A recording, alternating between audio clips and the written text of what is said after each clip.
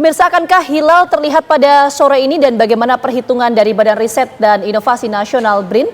Langsung saja kita tanyakan kepada sejumlah narasumber yang hadir ya, Alfat ya. Betul sekali. Ada Pak Thomas Jamaluddin dari peneliti astronomi dan astrofika dari BRIN. Selamat sore. Selamat sore. Assalamualaikum. Waalaikumsalam warahmatullahi wabarakatuh. Ada juga Ustadz Syarif Matnaji yang sudah bergabung sama kami di sini. Assalamualaikum. Waalaikumsalam warahmatullahi wabarakatuh. Baik, dan kita juga sudah terhubung bersama dengan Direktur Urusan Agama Islam dan Pembinaan Syariah Kementerian Agama, Bapak Muhammad Adib. Selamat sore. Assalamualaikum Pak Adib. Oke, nampaknya kita nanti akan terhubung ya bersama dengan Pak Adib, tapi kita ke narasumber yang hadir di studio terlebih dahulu. Alfat, mungkin kita menuju ke Pak Thomas, tapi sebelum kita ke Pak Thomas, kita coba sapa terlebih dahulu Pak Adib. Selamat sore Pak Adib, sudah bergabung sama kami. Assalamualaikum.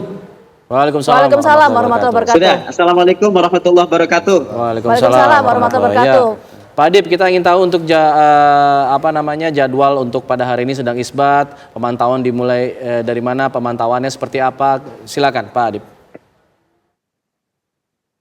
Baik, terima kasih TV One, para narasumber yang sudah hadir, Prof. Thomas dan satu lagi Pak. Oke, baik. Ustadz Syarif. Prof. Thomas ya. Ustadz Syarif, ya. Terima kasih. Jadi kami sedang mempersiapkan untuk proses sidang isbat yang nanti diawali dengan Ru'yatul Hilal di 134 lokasi di seluruh wilayah NKRI. Dan nanti pukul 5 insya Allah kita juga akan mendengarkan pemaparan dari tim Hisab Ru'yat Kementerian Agama. Dalam kesempatan ini nanti akan ada yang menyampaikan, biasanya Prof. Thomas juga yang menyampaikan, tapi beliau ini jadi narasumber di TV One. Jadi anggota yang lain nanti Pak Cecep kelihatannya yang akan memaparkan tentang posisi hilal dari sudut pandang perhitungan hisab atau ilmu falak atau astronomi Islam. Dan nanti pukul kisaran setelah maghrib kita akan melakukan sidang isbat, tentu setelah mendapatkan laporan dari semua titik yang melakukan proses observasi terhadap hilal di seluruh Indonesia. Seperti itu, Mas. Oke, proses pemantauan hilal ini ada berapa titik, Pak Adib? Ya, kita merencanakan di 134 titik di seluruh provinsi, ya Mbak. Mudah-mudahan semua berjalan dengan lancar dan cuacanya baik begitu, sehingga tidak ada kendala. Oke, dari 134 titik tersebut, sudah ada yang dimulai pemantauannya mungkin di Indonesia Timur mungkin? Ya, jadi begini. Yang namanya memantau hilal itu ketika matahari sudah terbenam ya. Kalau matahari belum terbenam itu belum bisa terpantau. Jadi nanti kira-kira matahari terbenam di Indonesia bagian timur kisaran jam 4 lebih sedikit ya. Nanti kita akan mendapatkan laporan pertama mungkin dari Indonesia Timur dulu. Dari Papua ya mungkin. Nanti akan terus berlanjut sampai Indonesia Tengah. Dan nanti akan berujung di Indonesia Barat.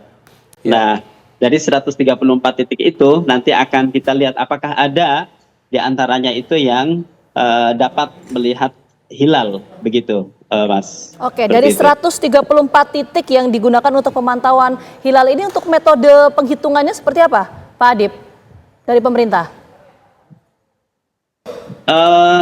Jadi begini, Mbak. Jadi kita mengenal namanya hisab ya. Hisab itulah perhitungan namanya ya. Jadi itulah disebut dengan ilmu falak dalam Islam.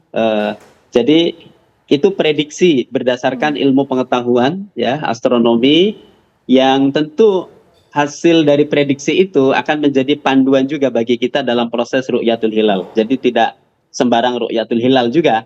Kita ada menggunakan ilmu hisab juga dalam ru'yatul hilal itu. Jadi hisab itu atau ilmu hitung dalam pengertian tadi astronomi Islam ya, itu menjadi sebuah prediksi keilmuan. Nah, prediksi keilmuan itu nanti dikonfirmasi dengan menggunakan ru'yatul hilal, yaitu adalah pembuktian empiris ya, ibaratnya seperti itu, sehingga nanti akan klop begitu antara prediksi dan pembuktian secara empiris di lapangan terkait dengan keberadaan hilal itu.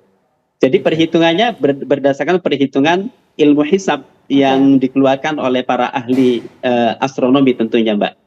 Oke. Sedikit lagi, Pak Adib. Dari 134 hanya butuh 1 titik saja untuk bisa menentukan awal Ramadan, atau butuh ada konfirmasi 2 titik minimal misalnya? Ya, kalaupun dari 134 itu ada 1 titik saja yang melihat hilal dan diyakini bahwa yang melihat itu betul-betul melihat, maka kita juga tidak sembarangan. Orang yang melihat itu nanti akan disumpah di hadapan hakim, utusan dari pengadilan agama di tempat masing-masing. Maka itulah yang disebut dengan isbat itu di situ.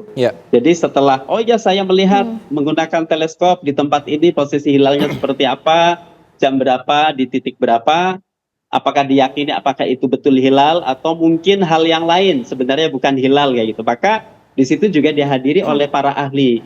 Di tiap titik di 134 itu terdiri dari pejabat di Kementerian Agama, dari pengadilan agama di situ, kemudian dari Ormas, dari BMKG juga, dari berbagai instansi. Jadi ini menjadi sarana syiar ya, bagi kita itu adalah syiar. Kita akan menghadapi bulan suci Ramadan, dan tentu saya kira ini adalah hal yang baik untuk kita semua. Oke, termasuk nanti akan kita tanyakan adalah apakah hilal akan terlihat pada sore hari ini di Indonesia. Kita akan berikan jawaban yang usai jeda. Tetap